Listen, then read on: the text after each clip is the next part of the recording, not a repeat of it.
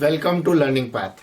आज हम अकाउंटिंग का एक इम्पॉर्टेंट चैप्टर सीखेंगे, बैंक रिकंसिलिएशन स्टेटमेंट।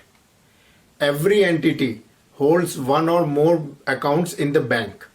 किसी भी बिजनेस एंटिटी को अपना बिजनेस चलाने के लिए बैंक के थ्रू ट्रांजैक्शन करने पड़ते हैं। उसके लिए उसे बैंक में अकाउंट रखना होता है। कई बार बिजनेस एंटिटी एक से ज़्यादा बैंक अकाउंट भी मेंटेन करती है। यहाँ ये समझना बहुत इंपॉर्टेंट है कि बिजनेस एंटिटी का जो बैंक अकाउंट होता है वो बैंक से डिफरेंट है। बैंक अपने आप में एक एंटिटी है और बैंक में हजारों लाखों लोगों के अकाउंट होते हैं और बिजनेस एंटिटी के लिए उसका बैंक अकाउंट डिफरेंट है बैंक एंटिटी से। एक और वर्ड आपको सीखना जरूरी है, bank overdraft. It is a facility provided by bank where the customer can withdraw money from bank account more than the balance in the bank account। यानी कि अगर हमने बैंक में 10,000 रुपए डिपॉजिट किए हैं तो बैंक अपने रेगुलर कस्टमर को फैसिलिटी प्रोवाइड करती है कि आप बैंक से एक्सेस मनी विड्रॉ कर सकते हैं। यानी कि अगर मुझे अपने बिजनेस के लिए 50,000 रुपए की जरूरत है तो मैं बैंक से 50,000 भी विड्रॉ कर सकता हूं। तो चूंकि मेरे बैंक अकाउंट में 10,000 ही थे, मैंने 40,000 बैंक से एक्स्ट्रा ड्रॉ किए और वो एक तरह की लोन होती है जो बैंक अपने कस्टमर को प्रोवाइड करती है। और ऑब्वियसली जब बैंक लोन देती है तो उसके ऊपर इंटरेस्ट चार्ज करती है। अब यहाँ पे कुछ इंपॉर्टेंट बातें जो हैं वो समझनी जरूरी है। Bank is a debtor of entity to the extent of balance in the bank account. For the bank entity is creditor. यानी कि अगर मेरे बैंक अकाउंट में 10,000 रुपीज बैलेंस है तो मेरे लिए बैंक जो है एक डेटर हुआ, क्योंकि मुझे उससे 10,000 लेने हैं। और बैंक के लिए मैं यानी कि एंटिटी एक क्रेडिटर है, क्योंकि बैंक को एंटिटी को 10,000 देना बाकी है। तो ये अपोजिट रिलेशन हो जाता है, जैसे किसी भी गुड्स के परचेज या सेल में होता है। Position will be reverse in case of bank overdraft. तो अगर मैंने यानी कि एंटिटी ने बैंक ओवरड्राफ्ट लिया हुआ है तो ये सिचुएशन रिवर्स हो जाती है। एंटिटी के लिए बैंक क्रेडिटर हो जाता है क्योंकि लोन ली है, पैसा देना होगा, और बैंक के लिए एंटिटी डेटर बन जाता है क्योंकि उससे पैसा बैंक को लेना है। Banks may provide services to the customer for which it may levy service charge। Bank जो है अपने कस्टमर्स को बहुत सारी सर्विसेज प्रोवाइड करती है।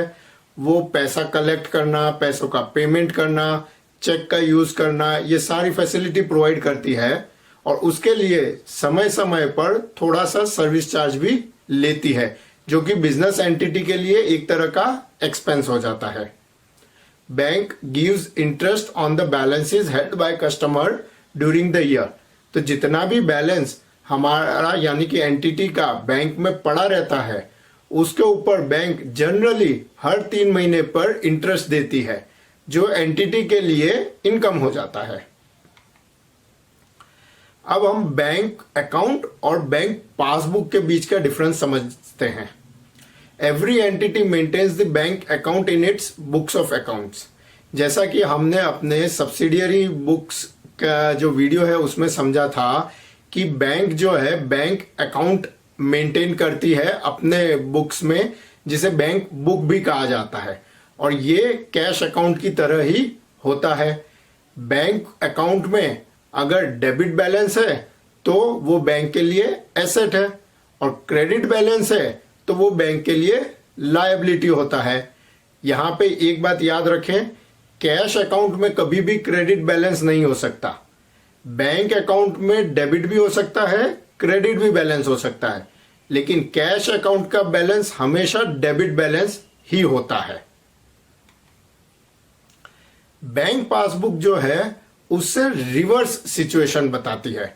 बैंक पासबुक को सिर्फ पासबुक या बैंक स्टेटमेंट भी कहते हैं। It is provided by the bank and it shows the transactions from the point of view of bank. जैसे एंटिटी जो बैंक अकाउंट मेंटेन करती है उसमें जितने भी ट्रांजैक्शन रिकॉर्ड किए जाते हैं वो सारे ट्रांजैक्शन एंटिटी की एंगल से रिकॉर्ड किए जाते हैं कि एंटिटी ने बैंक में पैसा जमा किया, पैसा विड्रॉ किया, इस तरह।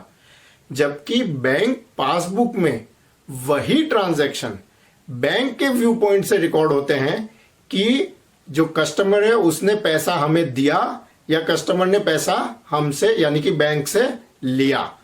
तो debit in the bank account will have corresponding credit entry in the passbook and vice versa. यानी कि बैंक अकाउंट में जो भी ट्रांजैक्शन डेबिट साइड में रिकॉर्ड होंगे वो पासबुक में क्रेडिट साइड में रिकॉर्ड होंगे, और वैसे ही बैंक अकाउंट में जो भी ट्रांजैक्शन क्रेडिट साइड में रिकॉर्ड होते हैं वही पासबुक में डेबिट साइड में रिकॉर्ड होते हैं। ये डिफरेंस समझना बहुत इंपॉर्टेंट है। यहां एक छोटा सैंपल मैं पासबुक का आपको दिखा रहा हूं। ये किसी एक पासबुक का एक पेज है। इसमें आप देख सकते हैं कि जैसे हर एक ट्रांजैक्शन के लिए सीरियल नंबर होता है, डेट ऑफ ट्रांजैक्शन होता है, पर्टिकुलर्स होता है जिसमें ये रिकॉर्ड किया जाता है कि किस मोड से या कैसे पैसा जमा किया गया या पैसा निकाला गया। एंटिटी जो चेक इश्यू करती है उसका चेक नंबर भी लिखा जाता है, और जब पैसा बैंक अकाउंट में जमा किया जाता है तो वो डिपॉजिट कॉलम में आता है। जब बैंक से पैसा निकालती है एंटिटी तो वो विड्रॉल कॉलम में आता है, और लास्ट में जो है बैंक बैलेंस भी बताती है। तो ये इस तरह से किसी भी बैंक की पासबुक दिखती है। अब यहां ये हम समझें कि चूंकि हमने बात की कि जो ट्रांजैक्शन बैंक अकाउंट में रिकॉर्ड होते हैं वही ट्रांजैक्शन बैंक पासबुक में भी रिकॉर्ड होते हैं, तो जो बैलेंस है दोनों ही डॉक्यूमेंट के हिसाब से वो बिल्कुल सेम होना चाहिए। अगर बैंक अकाउंट बता रहा है कि बैंक में 10,000 का बैलेंस है तो पासबुक भी वही बतानी चाहिए कि 10,000 का बैलेंस है। ये बात और है कि बैंक अकाउंट में बैलेंस जो है डेबिट होगा और बैंक पासबुक में क्रेडिट होगा, लेकिन अमाउंट सेम होनी चाहिए। लेकिन कई बार होता है कि बैंक अकाउंट और पासबुक का बैलेंस जो है सेम नहीं होता है। उसके कुछ कारण होते हैं जो हम समझते हैं। Cheques issued by entity but not presented in bank or pending with the bank। यानी कि जैसे एंटिटी ने अपने किसी सप्लायर को चेक दिया 10,000 का, तो जैसा कि हमने जर्नल एंट्री में भी सीखा है कि जब एंटिटी चेक किसी को इश्यू करती है तो वो अपने बैंक अकाउंट को क्रेडिट कर देती है। सप्लायर अकाउंट का अकाउंट डेबिट हो जाता है और बैंक का अकाउंट क्रेडिट हो जाता है। तो जैसे ही एंटिटी ने बैंक अकाउंट क्रेडिट किया, बैंक अकाउंट के हिसाब से बैलेंस कम हो गया।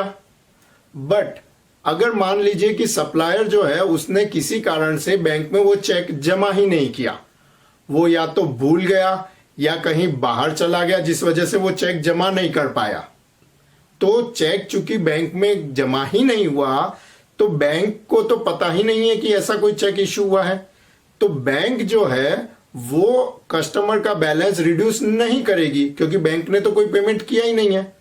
तो इस सिचुएशन में ये होगा कि बैंक अकाउंट जो एंटिटी मेंटेन कर रही है वो कम बैलेंस दिखा रहा है, लेकिन बैंक पासबुक जिसमें बैंक के एंगल से ट्रांजैक्शंस रिकॉर्ड किए जाते हैं उसमें इस चेक इश्यू का कोई ट्रांजैक्शन नहीं आएगा, तो बैंक पासबुक का बैलेंस ज्यादा होगा।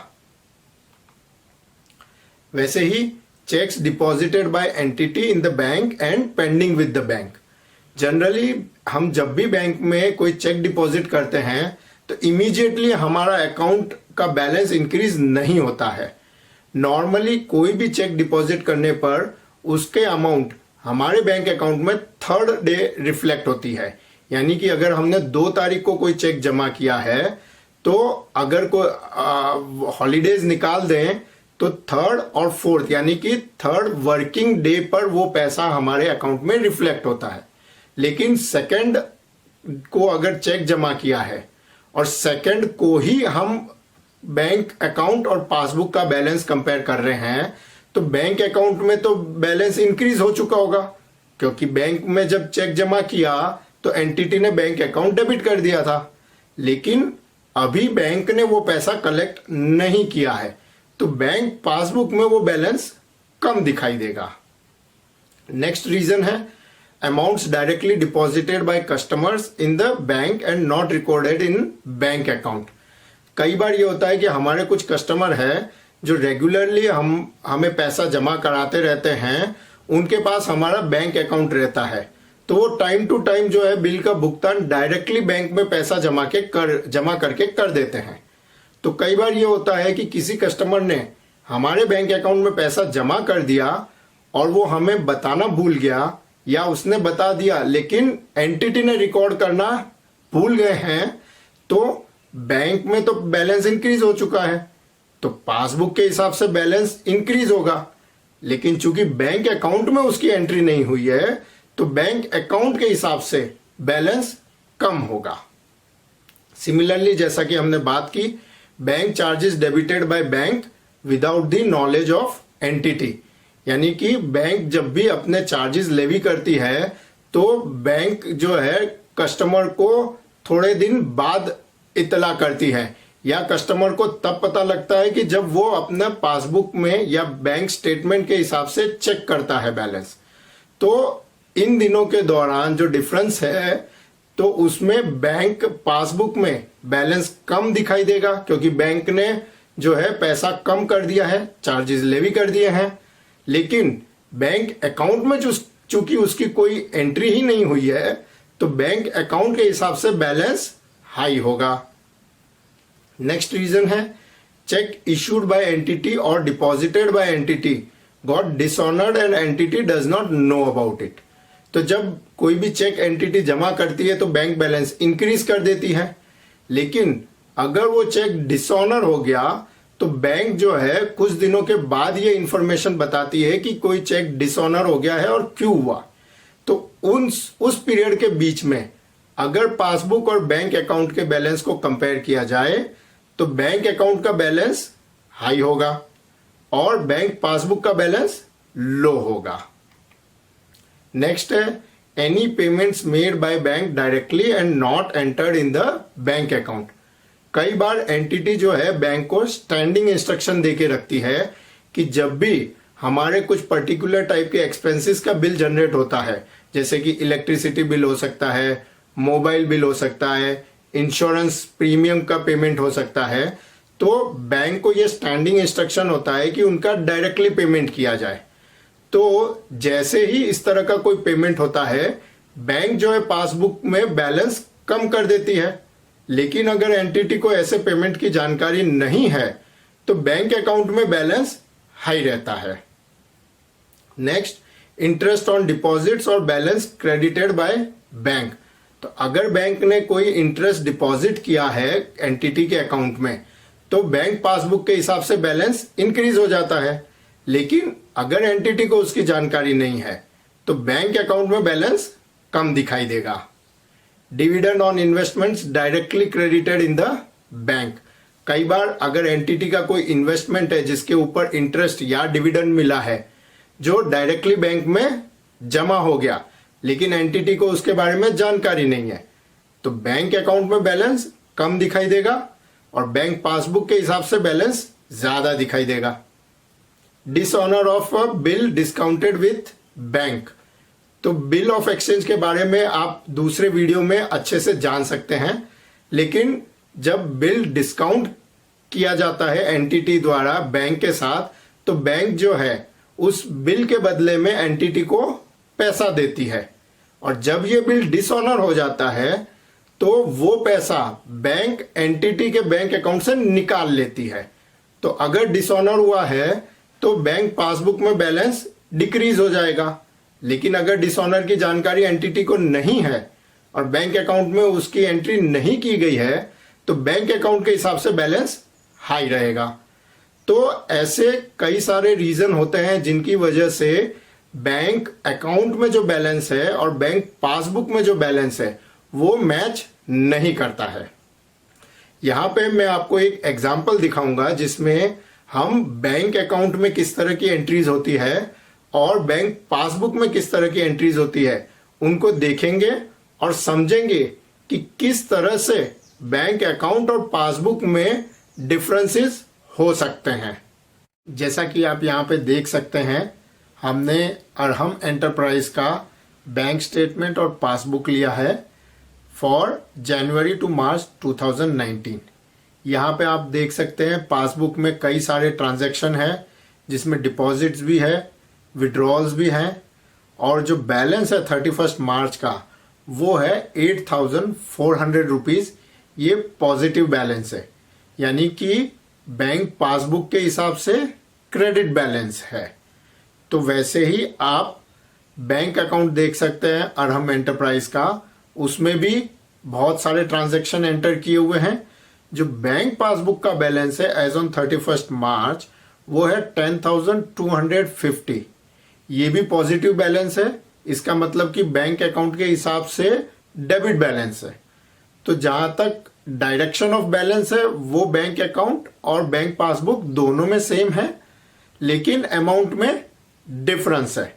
तो अब हम इन दोनों स्टेटमेंट को कंपेयर करके ये आइडेंटिफाई करने की कोशिश करेंगे कि किन कारणों से ये जो है डिफरेंस है दोनों स्टेटमेंट के बैलेंस में।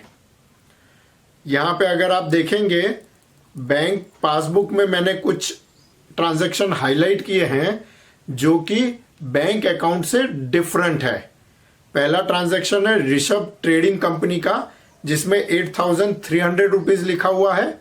इस ट्रांजैक्शन को आप बैंक अकाउंट से कंपेयर करें तो आप देखेंगे बैंक अकाउंट में 3,800 लिखा हुआ है, यानी कि जब बैंक अकाउंट में एंट्री की गई तो अकाउंटेंट ने गलती से 8,300 की बजाय 3,800 लिख दिया। उसके अलावा कुछ ट्रांजैक्शन है जो रेड में है, जैसे कि interest on securities, interest premium paid, bank charges.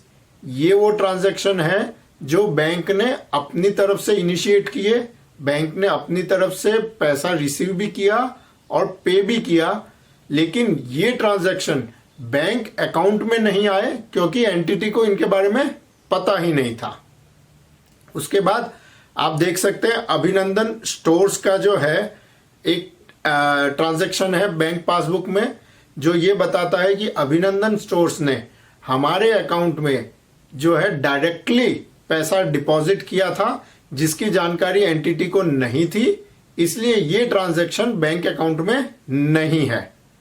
इसके अलावा वर्धमान एंड कंपनी का एक ट्रांजैक्शन है जो बैंक पासबुक में 6,300 दिखा रहा है, और हम देख सकते हैं कि बैंक अकाउंट में इसी ट्रांजैक्शन की 2 बार एंट्री की गई, यानी कि वर्धमान एंड कंपनी को जब 6,300 का चेक इश्यू किया गया तो बैंक अकाउंट में गलती से 2 बार इसकी एंट्री कर दी गई। इसके अलावा बैंक अकाउंट में 2 ट्रांजैक्शन रेड में दिखाए गए हैं, राजेश एंड कंपनी का और सुनील एंटरप्राइज का।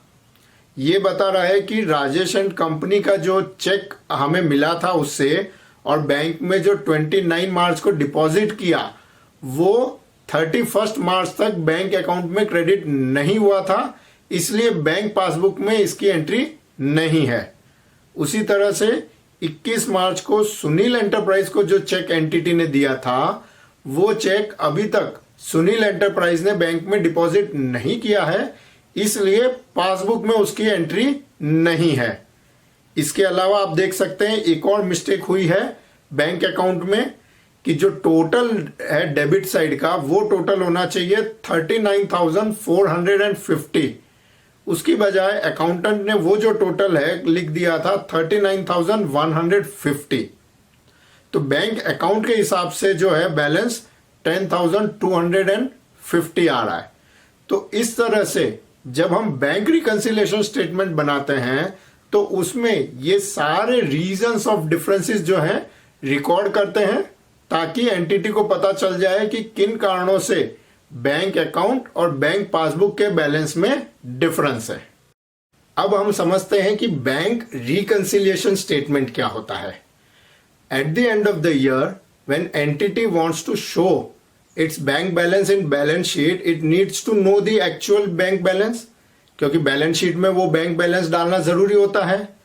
If there is a difference in the balance as per the bank account and passbook, he needs to know the reasons for difference and rectify, कि अगर बैंक अकाउंट बता रहा है कि 20,000 का बैलेंस है और बैंक पासबुक बता रही है कि 12,000 का बैलेंस है, तो एंटिटी को ये जानना जरूरी होता है कि फाइनल बैलेंस क्या दिखाना है बैलेंस शीट में। तो इसलिए उसे ये समझना होता है कि ये जो डिफरेंस है 8,000 का वो क्यों है। Bank reconciliation statement is prepared to note down the reasons for difference in balance.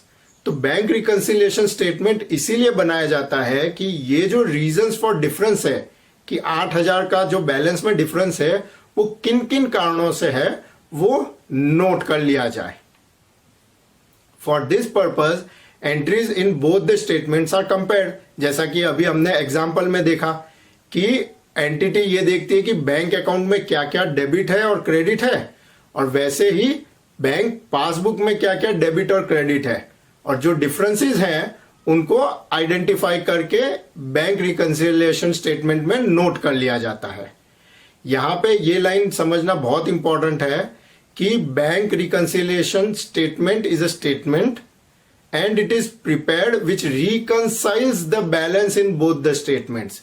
जो दो वर्ड है स्टेटमेंट और रिकंसाइल, ये इंपॉर्टेंट है इसलिए क्योंकि बैंक रिकंसिलिएशन स्टेटमेंट कोई अकाउंट नहीं है। जो अभी आपने पोस्टिंग में सीखा होगा कि कैसे लेजर में डिफरेंट अकाउंट्स होते हैं, तो बैंक रिकंसिलिएशन स्टेटमेंट अकाउंट नहीं है, ये एक स्टेटमेंट है। और इसका काम है जो दो डॉक्यूमेंट है बैंक अकाउंट और बैंक पासबुक, इसके बीच के डिफरेंस को रिकंसाइल करके नोट करना। बैंक रिकंसिलिएशन स्टेटमेंट जो है उससे गलतियां दूर नहीं होती है, गलतियां आइडेंटिफाई करने के लिए बैंक रिकंसिलिएशन स्टेटमेंट बनता है। गलतियां दूर करने के लिए फिर उसके बाद सेपरेट स्टेप्स लिए जाते हैं। कुछ important points bank reconciliation statement के बारे में जान लेना जरूरी है। जैसा कि हमने बात की, it is a statement and not an account. Preparation of BRS is not the part of core process of accounting. जो अकाउंटिंग का जो मेन प्रोसेस है वो प्रोसेस है जर्नल में एंट्री होना, उसके बाद लेजर में पोस्टिंग होना, उसके बाद बैलेंसिंग ऑफ लेजर यानी कि अकाउंट का बैलेंस फाइंड आउट करना, ट्रायल बैलेंस प्रिपेयर करना और फाइनेंशियल स्टेटमेंट प्रिपेयर करना।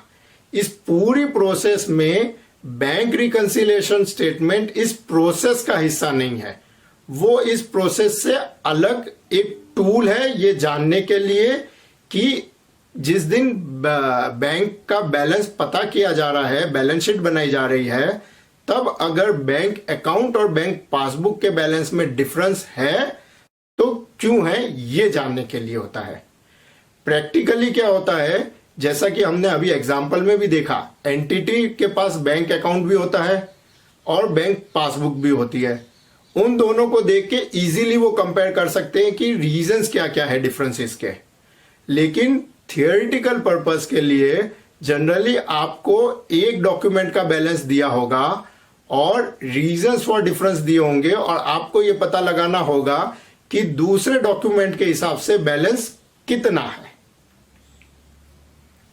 BRS की इंपॉर्टेंस समझे। It helps in identifying errors in accounting of bank transaction. यानी कि जैसा कि हमने एग्जाम्पल में भी देखा, अगर बैंक अकाउंट में रिकॉर्डिंग करते वक्त, ट्रांजैक्शन की रिकॉर्डिंग करते वक्त अगर कोई गलती हो गई है या उसकी टोटलिंग में कोई एरर हो गई है तो वो BRS से पता चल जाती है। It helps in knowing bank transactions which happen outside the knowledge of entity. तो अगर किसी कस्टमर ने कोई पैसा डिपॉजिट किया है या इंटरेस्ट या डिविडेंड डिपॉजिट हुआ है या किसी एक्सपेंस का पेमेंट हुआ है, तो ये सारे ट्रांजैक्शन एंटिटी को पता लग जाते हैं जो शायद पहले नहीं पता थे। It helps in knowing the correct bank balance on the balance sheet date. यानी कि एंटिटी को यह पता लग जाता है कि बैलेंस शीट में मुझे कितना बैंक बैलेंस दिखाना है।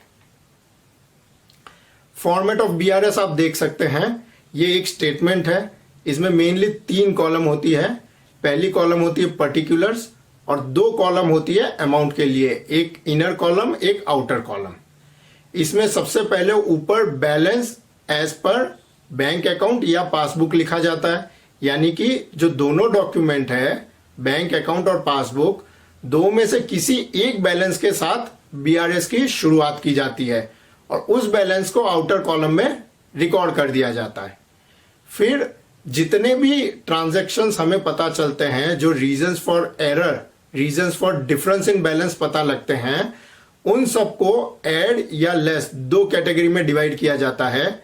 यानी कि जिनकी वजह से बैंक का बैलेंस इंक्रीज करना है वो ऐड में लिखे जाते हैं, और जिनकी वजह से बैंक का बैलेंस डिक्रीज करना है वो लेस में लिखे जाते हैं।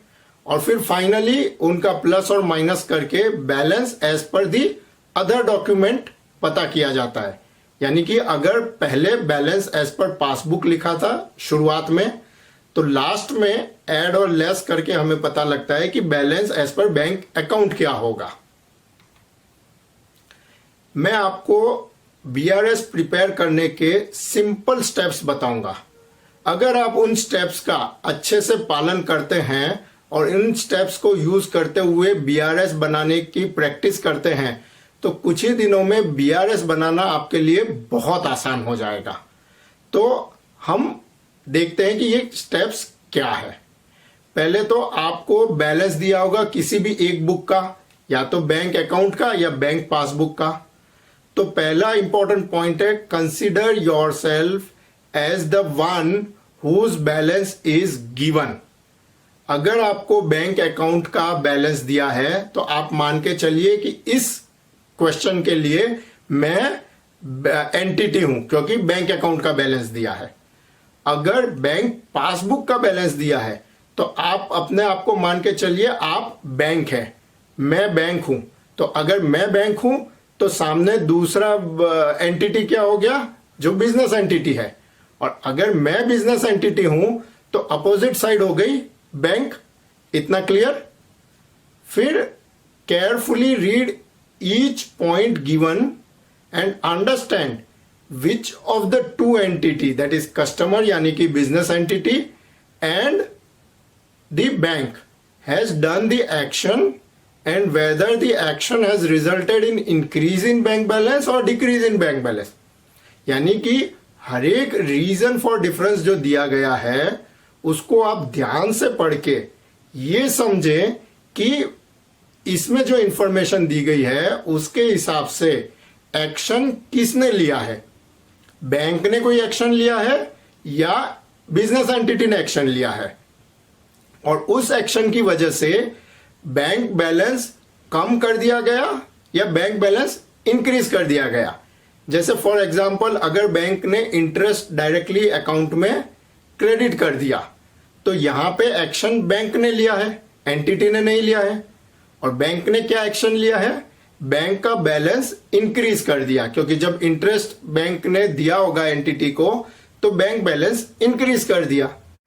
तो हर एक ट्रांजैक्शन के लिए ये देखना होगा कि एक्शन किसने लिया है और उस वजह से बैंक का बैलेंस इंक्रीज हुआ या डिक्रीज हुआ।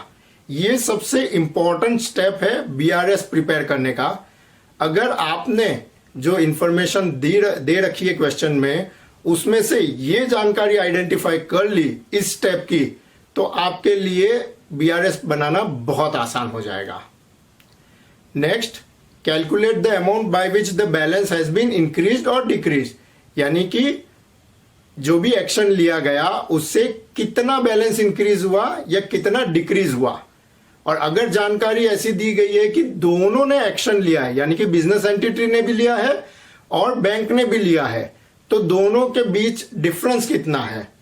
जैसे कि अगर बैंक ने जो है बैलेंस इंक्रीज किया 1400 से और बिजनेस एंटिटी ने बैलेंस इंक्रीज किया 4100 से, तो एक्शन दोनों ने लिया है, लेकिन बिजनेस एंटिटी ने ज्यादा अमाउंट का एक्शन लिया है। तो हम ये देखेंगे कि बिजनेस एंटिटी ने कितना एक्सेस अमाउंट जो है उससे बैंक बैलेंस इंक्रीज किया है। तो इस केस में वो अमाउंट 2900 होगी। तो 2900 को हम ध्यान में रखेंगे। और सबसे अब इंपॉर्टेंट एस्पेक्ट है बीआरएस प्रिपेयर करने का कि ये जानकारी जो अभी तक आपने पता कर ली है उसके बाद आपको ये दो रूल अप्लाई करने होंगे। Do what the other entity has done, यानी कि अगर अदर एंटिटी ने बैलेंस इंक्रीज किया है तो आपको भी इंक्रीज कर लेना है। तो जैसा कि हमने शुरू में देखा था कि अगर balance as per bank account दे रखा है तो मान के चलेंगे कि हम बिजनेस एंटिटी हैं और सामने वाला जो है पार्टी वो बैंक है। तो अगर बैंक ने किसी ट्रांजैक्शन में बैलेंस इंक्रीज किया है तो मुझे भी इंक्रीज करना है, अगर बैंक ने डिक्रीज किया है तो मुझे भी डिक्रीज करना है। और दूसरा प्रिंसिपल है undo what you have done, यानी कि अगर मैंने बैलेंस इंक्रीज किया है जो इंफॉर्मेशन दे रखी है उसके हिसाब से, तो अब मुझे बैलेंस डिक्रीज करना है। और अगर मैंने बैलेंस ऑलरेडी डिक्रीज किया है तो मुझे बैलेंस को इंक्रीज करना है, यह ध्यान रखना होगा। All actions of increasing bank balance will go to the add portion of statement. हमने देखा था जो फॉर्मेट ऑफ बीआरएस का था उसमें दो पार्ट थे, ऊपर एड पॉइंट्स थे और नीचे जो है लेस वाले पॉइंट्स थे। तो जहां पे भी बैंक का बैलेंस इंक्रीज करना है, जो हमने पीछे प्रिंसिपल देखे उनकी वजह से, तो अगर बैंक बैलेंस इंक्रीज करना है तो उसे एड सेक्शन में लिखा जाएगा, और बैंक बैलेंस डिक्रीज करना है तो उसे लेस वाले सेक्शन में लिखा जाएगा। तो मैं एक बार फिर से पूरी प्रोसेस या पूरे स्टेप्स रिपीट कर देता हूं कि पहले आप ये देखें कि किसका बैलेंस दिया हुआ है, अपने आप को वो एंटिटी मान ले। उसके बाद हर एक ट्रांजैक्शन को ध्यान से पढ़ें और ये समझें कि किसने एक्शन लिया है और उस एक्शन से बैलेंस इंक्रीज हुआ या डिक्रीज हुआ और कितने अमाउंट से। और उसके बाद ये रूल अप्लाई करें, do what other entity has done, undo what you have done. और जितने भी बैंक बैलेंस इंक्रीज करने के इंफॉर्मेशन है या ट्रांजैक्शन है वो एड सेक्शन में जाएंगे, और जितने भी बैंक बैलेंस डिक्रीज करने के ट्रांजैक्शन है वो लेस वाले सेक्शन में जाएंगे। अब यहां पे हम समझते हैं कि एडजस्टेड या रिवाइज्ड बैंक बैलेंस या कैश बैलेंस कैसे निकालते हैं। While putting the correct balance in the balance sheet, it is required that the mistakes in the bank account in the books of the entity are corrected. तो एक बार BRS बना दिया तो उससे ये तो पता चल गया कि किन किन वजह से दोनों स्टेटमेंट के बैलेंस में डिफरेंस था, लेकिन जो फाइनल ऑब्जेक्टिव है एंटिटी का वो तो ये है कि उसे ये पता करना है कि बैलेंस शीट में बैंक बैलेंस कितना बताया जाए। तो उसके जो स्टेप्स हैं वो आप ध्यान से देखें। स्टार्ट विद द गिवन और identified balance in the entities bank account, यानी कि एंटिटी का जो बैंक अकाउंट का बैलेंस है या तो आपको शुरू में ही दिया होगा या जब आपने बीआरएस बनाया तो उससे पता चल गया। तो अब आपके पास बैंक अकाउंट के हिसाब से जो बैलेंस है, एग्जिस्टिंग बैलेंस, वो पता लग गया। तो आप जब बैंक अकाउंट बनाएंगे तो उसमें वो बैलेंस पहले डाल दीजिए। Enter the amounts recorded in the passbook but yet to be recorded in the bank account, यानी कि जो भी ट्रांजैक्शन बैंक पासबुक में एंटर हो गए हैं लेकिन बैंक अकाउंट में नहीं हुए, तो अब वो सारे ट्रांजैक्शन बैंक अकाउंट में हम एंटर कर देंगे, यानी कि bank charges, dividend, interest, dishonour of bill, direct deposit by customer, इन सब ट्रांजैक्शन की एंट्री हम बैंक अकाउंट में कर देंगे क्योंकि अब हमें वो ट्रांजैक्शन पता चल गए हैं। Rectify errors made in the bank account, तो अगर हमें पता चला है कि हमने बैंक अकाउंट में कोई गलती की है तो उसको हम रिवर्स कर देंगे, रेक्टिफाई कर देंगे। जैसे कि टोटलिंग एरर हो सकता है, अमाउंट रिकॉर्ड करने में एरर हो सकता है, एक ही डिपॉजिट या एक ही विड्रॉल की डबल एंट्री भी हो सकती है। तो ये सारी मिस्टेक्स जो है हम रेक्टिफाई कर लेंगे। Ignore other reasons for difference in the balances, ये बहुत इंपॉर्टेंट पॉइंट समझना है कि जब हम एडजस्टेड कैश बैलेंस बना रहे हैं तो जो ऐसे रीजन है जिनकी वजह से दोनों स्टेटमेंट में जो डिफरेंस है वो टाइम डिफरेंस की वजह से आया है, यानी कि अगर एंटिटी ने बैंक में पैसा चेक जमा किया है और उसका क्रेडिट अभी नहीं आया है तो वो टाइम डिफरेंस है। यानी कि वो 2 दिन बाद ऑटोमेटिकली जमा आ ही जाएगा। या एंटिटी ने किसी कस्टमर को चेक इश्यू किया है लेकिन वो अभी तक बैंक में जमा नहीं हुआ है तो वो आ जाएगा। तो जो चेक डिपॉजिट और जो चेक इश्यू के ट्रांजैक्शन होते हैं जिनकी वजह से डिफरेंस है दोनों स्टेटमेंट में, तो इन ट्रांजैक्शन को इग्नोर करना होगा। इन ट्रांजैक्शन को एडजस्टेड बैंक बैलेंस बनाते समय, निकालते समय इग्नोर करना होगा। और उसके बाद आप बैंक अकाउंट को बैलेंस कर दीजिए। जो फिगर आएगा वो एडजस्टेड कैश बैलेंस है जो बैलेंस शीट में जाएगा। बैंक रिकंसिलिएशन स्टेटमेंट कैसे बनाते हैं उसको समझने के लिए हम एक एग्जांपल लेते हैं जिससे ये सारी प्रोसेस आपको इजीली समझ में आ जाएगी। आप एग्जांपल देख सकते हैं। From following particulars prepare bank reconciliation statement of Arham enterprises, also find the adjusted bank balance. यहाँ पे जो अरहम एंटरप्राइज का दिया हुआ है बैलेंस वो दिया है bank balance as per bank account 10,250। हमने जो अभी एग्जाम्पल देखा कि जिसमें हमने बैंक पासबुक और बैंक अकाउंट के बीच कंपैरिजन करके ये पता किया कि कैसे किन कारणों की वजह से दोनों स्टेटमेंट में डिफरेंट बैलेंस बता रहा था, उन्हीं कारणों को हमने यहाँ पे इंफॉर्मेशन के रूप में कन्वर्ट कर दिया है जिससे आपको पता चले कि बैंक रिकंसिलिएशन स्टेटमेंट का जो क्वेश्चन है वो कैसे प्रिपेयर किया जाता है। तो यहाँ पे हम एक बैंक बैलेंस से शुरू करके एक स्टेटमेंट के हिसाब से दूसरे स्टेटमेंट का बैलेंस पता करेंगे। तो यहाँ पे हमें जो बैलेंस दिया हुआ है वो दिया है एज पर बैंक अकाउंट। तो आपको याद होगा जो हमने स्टेप्स सीखे थे बीआरएस प्रिपेयर करने के लिए। पहला स्टेप ये है कि जिस एंटिटी का बैलेंस दिया है हमें ये मान लेना चाहिए कि हम वो एंटिटी है और अपोजिट पार्टी जो है वो दूसरी एंटिटी है। यहाँ पे अरहम एंटरप्राइज का बैंक अकाउंट के हिसाब से बैलेंस दिया है तो हम ये मान के चलेंगे कि हम अरहम एंटरप्राइज है और अपोजिट एंटिटी जो है वो बैंक है। अब ये जितने भी रीजंस फॉर डिफरेंस दिए हुए हैं हम एक एक करके इनको समझेंगे और बैंक रिकंसिलिएशन स्टेटमेंट में उन्हें कैसे दिखाना है ये हम देखेंगे। तो पहली जो इंफॉर्मेशन दे रखी है वो है cheque amounting to 8,300 issued to Rishabh trading company was recorded in the cash book या बैंक बुक एज 3,800। अब यहाँ पे जो हमारा प्रिंसिपल था, स्टेप था, वो ये था कि हमें ये देखना है कि जो इंफॉर्मेशन दी है उसमें एक्शन किस एंटिटी ने लिया है, बिजनेस एंटिटी ने या बैंक ने। तो यहाँ पे एक्शन दोनों ने लिया है।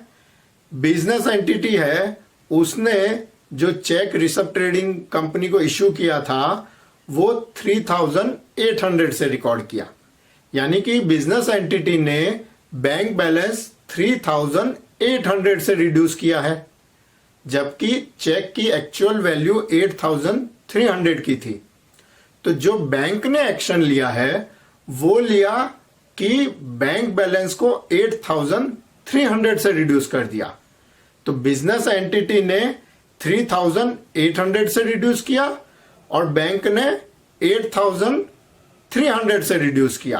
तो दोनों एंटिटी ने जो एक्शन लिया हम उसका नेट इंपैक्ट देखेंगे तो बैंक ने जो बैंक बैलेंस है वो 4,500 ज्यादा रिड्यूस किया है। तो ये हमने पता लगा लिया कि किसने एक्शन लिया, यानी कि बैंक ने लिया। क्या किया, बैलेंस रिड्यूस किया या इंक्रीज किया, तो बैलेंस डिक्रीज किया। और कितना डिक्रीज किया, 4,500। तो अब हम अपना प्रिंसिपल यूज करेंगे, क्या है, do what other entity has done and undo what you have done. तो इसमें पहला प्रिंसिपल अप्लाई होगा, do what other entity has done, क्योंकि हम बिजनेस एंटिटी है और अदर एंटिटी है जो बैंक है जिसने एक्शन लिया है। तो बैंक ने क्या किया है, रिड्यूस किया है balance 4,500। Do what other entity has done, तो हमें भी बैलेंस 4,500 रिड्यूस कर देना है। और जब हम रिड्यूस करेंगे तो ये अमाउंट जाएगी लेस वाले सेक्शन में। तो लेस वाले सेक्शन में हम लिखेंगे cheque amounting to Rishabh trading recorded wrongly 4,500। तो इस तरह से ये जो इंफॉर्मेशन दी थी about reason for difference in balance हमने बैंक रिकंसिलिएशन स्टेटमेंट में रिकॉर्ड कर ली। सेकंड जो नेक्स्ट इंफॉर्मेशन दी है वो ये है bank collected interest on securities 1,450 which is not recorded in the cash book. यहां पे एक्शन किसने लिया है? बैंक ने लिया है। बैंक ने बैलेंस इंक्रीज किया या डिक्रीज किया? बैंक ने बैलेंस इंक्रीज किया है क्योंकि इंटरेस्ट ऑन सिक्योरिटीज बैंक में जमा हुआ होगा। और कितनी अमाउंट से? 1,450। तो हमारा रूल क्या कहता है? Do what other entity has done. Bank ने बैलेंस इंक्रीज किया है तो हमें भी बैलेंस इंक्रीज करना है बाय 1,450। तो जो बैलेंस इंक्रीज करने की इंफॉर्मेशन है वो जाएगी एड सेक्शन में। तो एड सेक्शन में हम लिखेंगे interest on securities collected by bank directly 1,450। Next information, bank paid insurance premium of 3,900 as per standing instructions of the entity. The same was not recorded in books of entity. यहां पे action किसने लिया है? Bank ने लिया है। Balance reduce किया या इंक्रीज किया? रिड्यूस किया है। किस अमाउंट से? 3,900। तो रूल अप्लाई होगा do what other entity has done. तो बैंक ने बैलेंस रिड्यूस किया है, हम भी रिड्यूस कर देंगे 3,900। जो रिड्यूस करने की इंफॉर्मेशन है वो जाएगी लेस वाले सेक्शन में। तो हम लेस वाले सेक्शन में लिखेंगे insurance premium paid by bank directly 3,900। Next information, Abhinandan and company deposited cash amounting to 7,100 directly in bank account. It was not recorded in bank account. तो यहां पे एक्शन किसने लिया है? बैंक ने लिया है क्योंकि बैंक में जब डायरेक्टली पैसा आया तो बैंक ने बैलेंस इंक्रीज कर दिया। बैंक ने एक्शन से क्या किया है? बैलेंस को इंक्रीज किया है। और किस अमाउंट से? 7,100। अगेन रूल अप्लाई होगा do what other entity has done. तो बैंक ने बैलेंस इंक्रीज किया है तो हम भी इंक्रीज कर देंगे और बैलेंस इंक्रीज करने की इंफॉर्मेशन जाएगी एड सेक्शन में। तो एड सेक्शन में हम लिखेंगे कि amount deposited by customer directly into bank 7,100। Next information, bank levied charges amounting to 400 which was not recorded in bank account. यहां पे भी एक्शन किसने लिया है? बैंक ने लिया है। बैलेंस इंक्रीज किया या डिक्रीज किया? डिक्रीज किया है क्योंकि बैंक चार्जेस लेवी किए हैं तो बैंक में हमारे बैंक अकाउंट में से पैसा बैंक ने निकाल लिया होगा। तो बैंक ने बैलेंस डिक्रीज किया है और किस अमाउंट से? 400 रुपीज। अगेन रूल अप्लाई होगा do what other entity has done. Bank ने बैलेंस डिक्रीज किया है, हम भी करेंगे। तो बैलेंस डिक्रीज करने की इंफॉर्मेशन जाएगी लेस सेक्शन में। तो लेस सेक्शन में हम लिखेंगे bank charges levied by bank 400। Next information, cheque issued to Vardhaman and company amounting to 6,300 was recorded in cash book twice. Cash book में 2 बार एंट्री हुई है। यहां पे एक्शन किसने लिया है? बिजनेस एंटिटी ने लिया है। और इस एक्शन में क्या किया है? बैलेंस इंक्रीज किया या डिक्रीज किया है? चूंकि चेक इश्यू किया था तो चेक इश्यू करते वक्त हम बैलेंस डिक्रीज करते हैं और चेक की 2 बार एंट्री हुई है तो 1 बार गलत एंट्री हुई है और उस एंट्री से बिजनेस एंटिटी ने बैलेंस डिक्रीज कर दिया है। कितनी अमाउंट? 6,300। रूल कहता है undo what you have done, यानी कि हमने जो किया है उसका रिवर्स कर देना है। हमने क्या किया था? पहले बैलेंस डिक्रीज किया था, अब हम बैलेंस इंक्रीज कर देंगे 6,300। तो इंक्रीज करने की जो इंफॉर्मेशन है वो जाएगी एड सेक्शन में।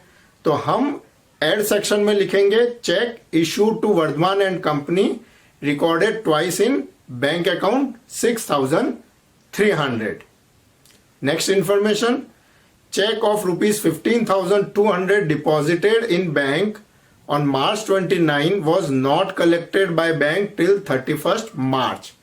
तो इसमें जब बैंक में चेक डिपॉजिट किया गया तो बैंक अकाउंट में उसकी एंट्री कर दी गई और उस एंट्री से क्या होगा, बैलेंस इंक्रीज कर दिया गया। तो यहां पे एक्शन किसने लिया है, बिजनेस एंटिटी ने, यानी कि हमने। और एक्शन क्या लिया है, बैलेंस इंक्रीज कर दिया बाय 15,200। तो रूल कहता है undo what you have done। पहले हमने बैलेंस इंक्रीज किया था 15,200, अब हम डिक्रीज कर देंगे। तो बैलेंस रिड्यूस करने की इंफॉर्मेशन जाएगी लेस सेक्शन में, जहां हम लिखेंगे cheque deposited but not collected by bank till 31st March 15,200। Next जो इंफॉर्मेशन है वो है cheque issued to Sunil enterprise amounting to 7,000 was not presented to bank till 31st March।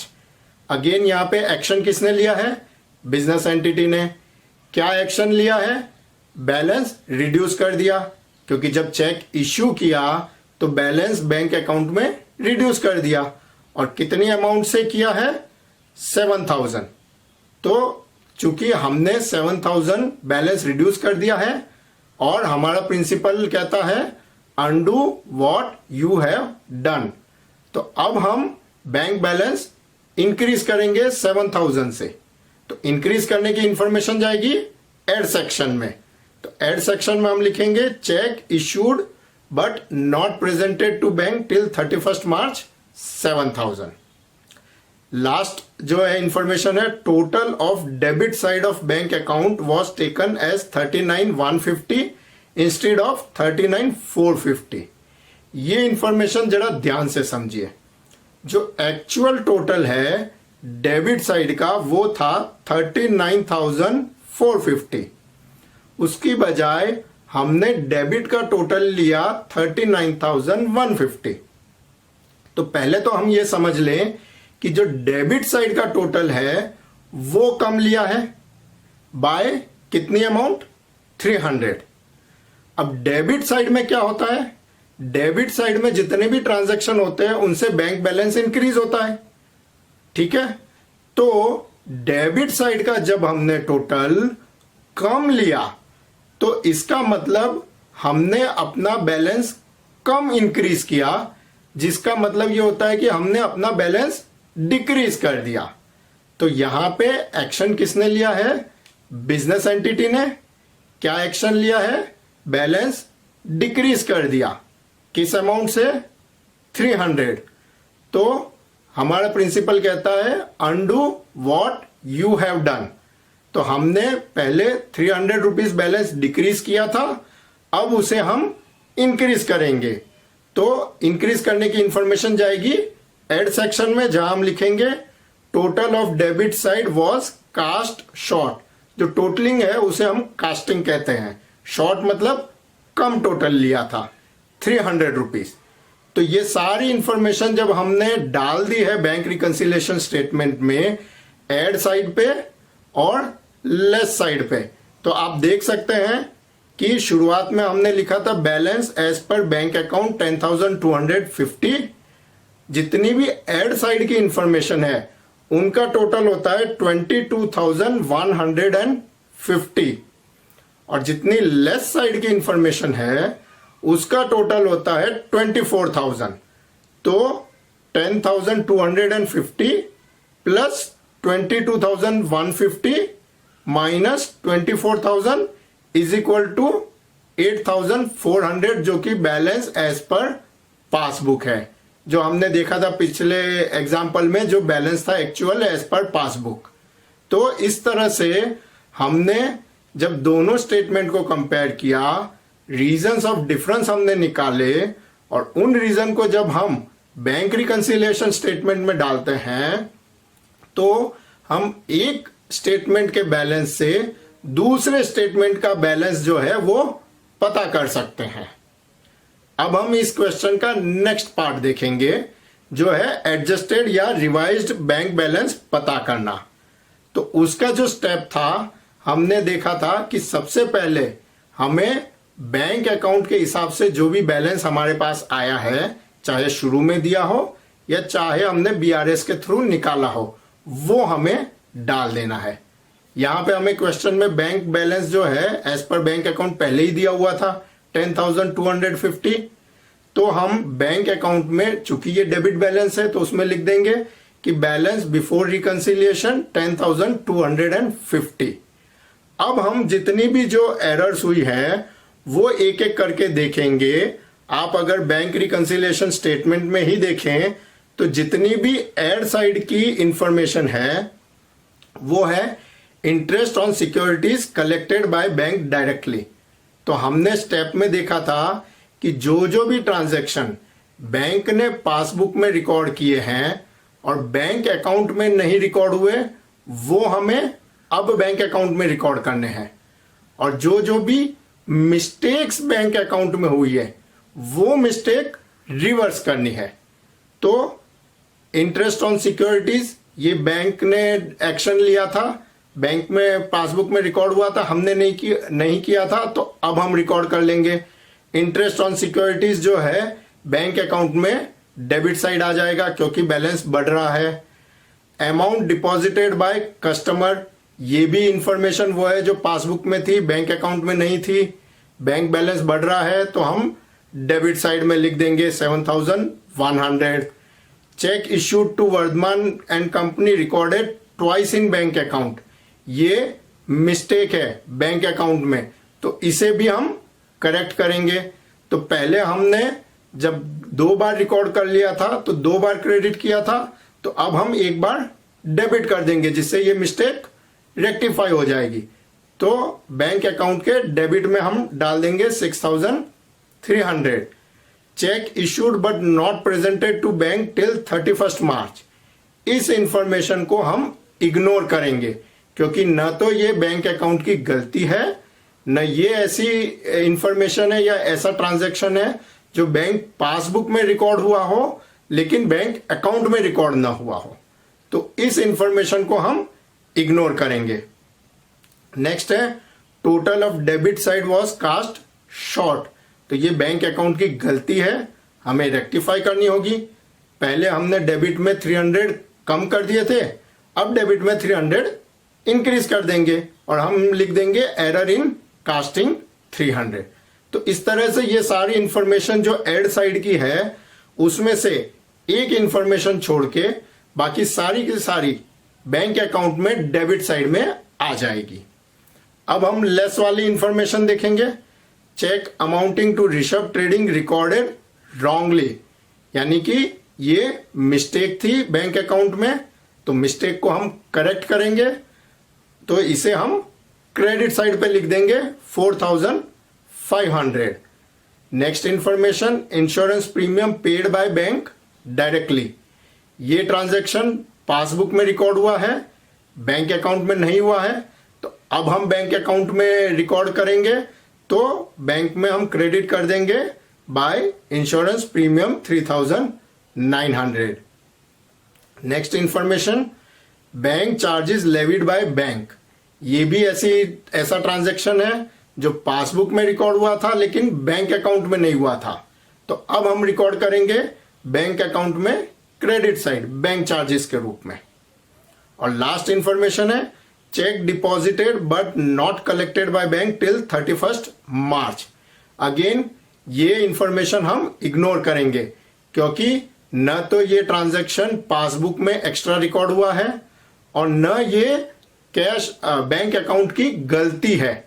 ये सिर्फ डिफरेंस इसलिए था क्योंकि हमने चेक डिपॉजिट किया लेकिन वो 31 मार्च तक नहीं आया है, तो इस इंफॉर्मेशन को हम इग्नोर करेंगे। तो जितनी भी ट्रांजैक्शन हमने अब कैश बैंक अकाउंट में डाले हैं उसके बाद हम फिर से बैंक अकाउंट का बैलेंस निकालेंगे, तो वो आ रहा है 16,600। तो यहाँ पे मैं अगेन आपको याद दिला दूं कि जब हम रिवाइज्ड बैंक बैलेंस निकालते हैं तो जरूरी नहीं है कि वो बैंक बैलेंस पासबुक से मैच करे। यहाँ पे पासबुक के हिसाब से बैलेंस 8,400 है, जबकि हमारा रिवाइज्ड बैलेंस आया है 16,600, और ये फिगर जो है वो जाएगा बैलेंस शीट में एज बैंक बैलेंस। तो इस तरह से दोस्तों, अगर आप स्टेप वाइज जो हर एक इंफॉर्मेशन दी हुई है क्वेश्चन में, उसको मैंने जो स्टेप्स बताए हैं वो फॉलो करते हुए और जो प्रिंसिपल बताए हैं वो फॉलो करते हुए आप बीआरएस में रिकॉर्ड करेंगे तो आप इजीली बीआरएस बना सकते हैं। अब हम समझते हैं कि अगर हमें जो बैलेंस दिया गया है वो ओवरड्राफ्ट बैलेंस है और बैंक रिकंसिलिएशन स्टेटमेंट बनाना है तो कैसे बनाना है।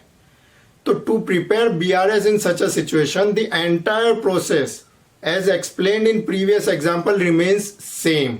यानी कि पिछले एग्जाम्पल में जो हमने पूरी प्रोसेस समझी या जो मैंने स्टेप्स आपको बताए वो बिल्कुल सेम रहेंगे। उसी तरह से बीआरएस बनाया जाएगा, चाहे बैलेंस आपको पॉजिटिव बैलेंस दिया गया है या ओवरड्राफ्ट बैलेंस दिया गया। प्रोसेस में कोई चेंज नहीं होगा।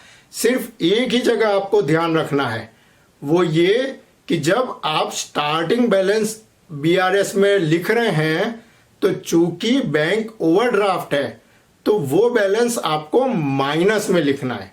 यानी कि अगर नॉर्मल बैलेंस को हम 40,000 लिखते हैं तो अगर बैंक ओवरड्राफ्ट का 40,000 बैलेंस बताया गया है तो जब हम बीआरएस में स्टार्टिंग में बैलेंस लिखते हैं तो वो -40,000 लिखना होगा। बाकी की पूरी प्रोसेस सेम रहेगी। तो यहां पे हम एक और एग्जांपल देखते हैं कि बैंक ओवरड्राफ्ट अगर बैलेंस हो तो बीआरएस कैसे प्रिपेयर किया जाता है। तो आप देख सकते हैं जो क्वेश्चन है वो है prepare a bank reconciliation statement of Kashish enterprise as on 31 March from following particulars. जो बैलेंस दे रखा है वो है the passbook showed a debit balance that is bank overdraft of 2,000। तो जैसा कि अभी हमने डिस्कस किया था कि जब बैंक का जो बैलेंस है वो नेगेटिव होता है यानी कि बैंक ओवरड्राफ्ट होता है, तो बीआरएस प्रिपेयर करने के जो स्टेप्स और जो रूल्स हैं वो सेम रहेंगे।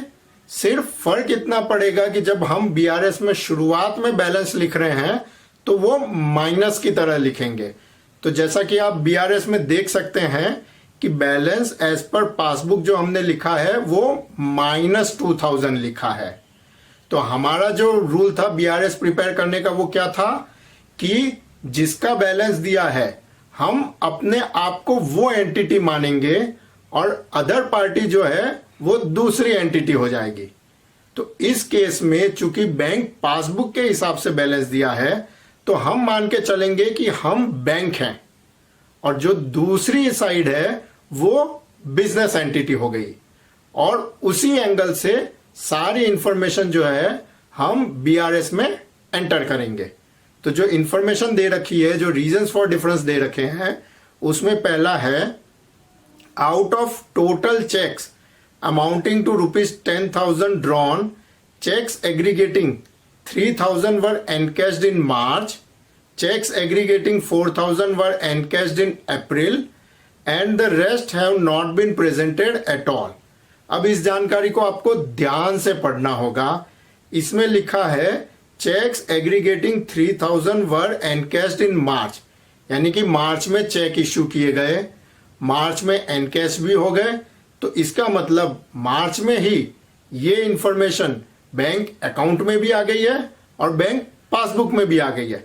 तो ये तो रीजन ऑफ डिफरेंस हो नहीं सकता।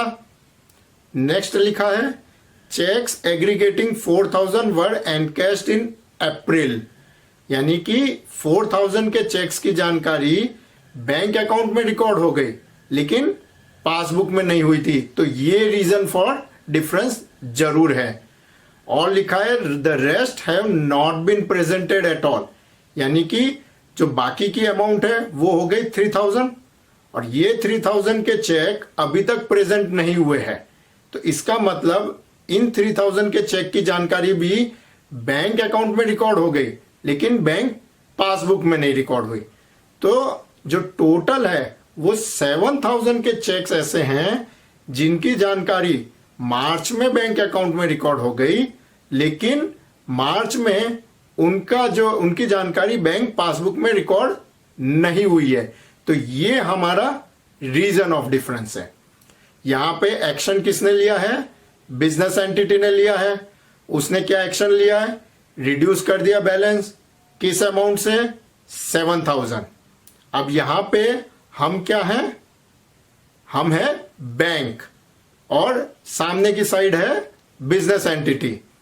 तो बिजनेस एंटिटी ने जब एक्शन लिया है तो रूल अप्लाई होगा, do what other entity has done.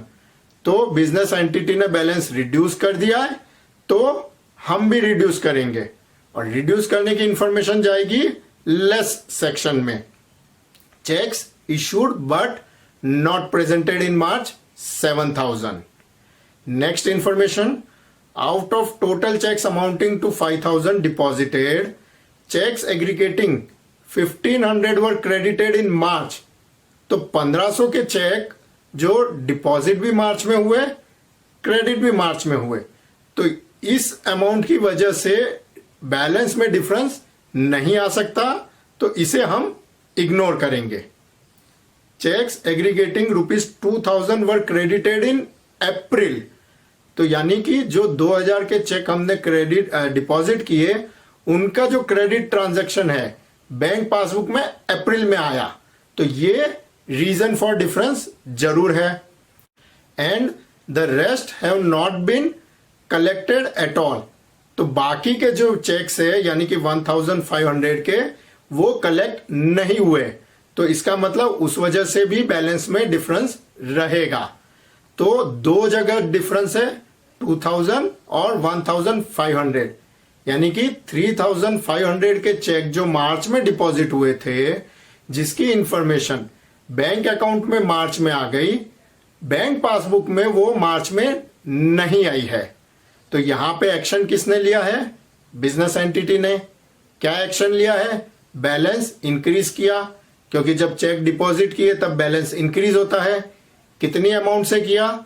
3,500। यहां पे हम क्या है? बैंक है, तो रूल अप्लाई होगा, do what other entity has done. तो बिजनेस एंटिटी ने बैलेंस इंक्रीज कर दिया 3,500, तो हम भी इंक्रीज करेंगे बैलेंस बाय 3,500 और इंक्रीज की इंफॉर्मेशन जाएगी एड सेक्शन में। तो वहां लिखेंगे cheques deposited in bank but not collected in March 3,500। Next information है the bank has debited 500 on account of interest on overdraft. यहां पे एक्शन किसने लिया है? बैंक ने लिया है। क्या एक्शन लिया? बैलेंस रिड्यूस कर दिया, क्योंकि ओवरड्राफ्ट के ऊपर इंटरेस्ट चार्ज किया है बैंक ने। और कितना? 500। इसमें हम है बैंक, तो रूल अप्लाई होगा, undo what you have done. तो बैंक ने यानी कि हमने 500 रुपीज बैलेंस रिड्यूस कर दिया था, अब हम इंक्रीज करेंगे। तो इंक्रीज की इंफॉर्मेशन जाएगी एड सेक्शन में, इंटरेस्ट ऑन ओवरड्राफ्ट 500।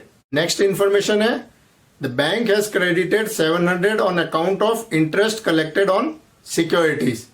एक्शन किसने लिया? बैंक ने। क्या एक्शन लिया है? बैलेंस इंक्रीज किया। कितना? 700। यहां पे बैंक हम है, तो रूल अप्लाई होगा, undo what you have done. तो पहले बैलेंस इंक्रीज किया था, अब डिक्रीज कर देंगे और डिक्रीज वाली इंफॉर्मेशन जाएगी लेस सेक्शन में, interest collected on securities 700। Next information है the payment side of bank account had been undercast by 1,500। यहां पे पेमेंट साइड यानी कि credit side of bank account undercast हुई है, और अंडरकास्ट का मतलब होता है टोटल कम लिया गया। तो क्रेडिट साइड का जो टोटल था उससे 1,500 कम लिया गया है। तो यानी कि बैंक अकाउंट में बैंक बैलेंस उतना कम डिक्रीज किया गया। तो कम डिक्रीज किया गया का मतलब होता है इंक्रीज कर दिया गया। तो बिजनेस एंटिटी ने बैंक बैलेंस इंक्रीज कर दिया 1500। तो रूल कहता है do what other side has done. तो यहां पे बिजनेस एंटिटी ने इंक्रीज कर दिया था, हम बैंक है तो हम भी इंक्रीज कर देंगे बैलेंस बाय 1500। तो payment side of bank account under cast 1500। Next information है cheques amounting to ₹70,000 drawn and entered in cash book have not been presented. यानी कि बिजनेस एंटिटी ने 70,000 के चेक्स जो है इश्यू कर दिए थे, लेकिन वो अभी तक प्रेजेंट ही नहीं हुए हैं। तो जब चेक इश्यू कर दिए गए तब बैंक बैलेंस रिड्यूस कर दिया होगा। किसने किया है? बिजनेस एंटिटी ने। तो रूल ये कहता है do what other side has done. तो बिजनेस एंटिटी ने रिड्यूस कर दिया था, हम बैंक है, हम भी रिड्यूस कर देंगे by 70,000। Cheques drawn but not presented in bank 70,000। Next information है cheques amounting to 60,000 sent to bank for collection which though entered in cash book have not been credited by bank। यानी कि bank account में balance increase कर दिया गया लेकिन अभी तक पासबुक में एंट्री नहीं हुई है। तो एक्शन किसने लिया? बिजनेस एंटिटी ने। क्या एक्शन लिया? बैलेंस इंक्रीज कर दिया। क्या अमाउंट? 60,000। हम बैंक है तो रूल कहता है do what other entity has done. तो बिजनेस ने 60,000 से बैलेंस इंक्रीज कर दिया तो हम भी इंक्रीज कर देंगे। तो वो इंफॉर्मेशन जाएगी एड सेक्शन में। Cheques deposited but not collected by bank. Next information bank charges of 750 as per bank statement have not been recorded in cash book. Simple है, एक्शन किसने लिया? बैंक ने। क्या एक्शन लिया? बैलेंस रिड्यूस कर दिया क्योंकि बैंक चार्जेस से बैलेंस रिड्यूस हो जाता है। कितना? 750। यहां पे हम बैंक है, रूल अप्लाई होगा undo what you have done. तो हमने पहले बैलेंस रिड्यूस कर दिया था 750, अब हम इंक्रीज कर देंगे। इंक्रीज की इंफॉर्मेशन जाएगी एड सेक्शन में। Bank charges entered into by bank 750। Next information dividend amounting to 35,000 has been paid directly into the bank and not entered in cash book। Again simple है, action किसने लिया? Bank ने। क्या action लिया? Balance increase कर दिया क्योंकि dividend जमा आया है। और कितना? 35,000। रूल कहता है undo what you have done. तो पहले हमने बैलेंस इंक्रीज कर दिया था, अब हम डिक्रीज कर देंगे और डिक्रीज की इंफॉर्मेशन जाएगी लेस सेक्शन में। उसमें हम लिखेंगे dividend directly paid into bank 35,000। तो इस तरह से ये सारी इंफॉर्मेशन हमने बैंक रिकंसिलिएशन स्टेटमेंट में डाल दी। तो अब आप देखेंगे जो इनिशियल बैलेंस हमने एज पर पासबुक लिखा था वो लिखा था -2,000। जो एड सेक्शन है उसका टोटल है 66,250 जो कि प्लस होता है, और जो लेस सेक्शन है उसका टोटल है 1,12,700 जो कि माइनस होता है। तो -2,000 प्लस 66,250 माइनस 1,12,700, तो फाइनल बैलेंस आएगा -48,450। तो balance as per bank account हो जाएगा -48,450, जिसका मतलब है बैंक ओवरड्राफ्ट है 48,450 का।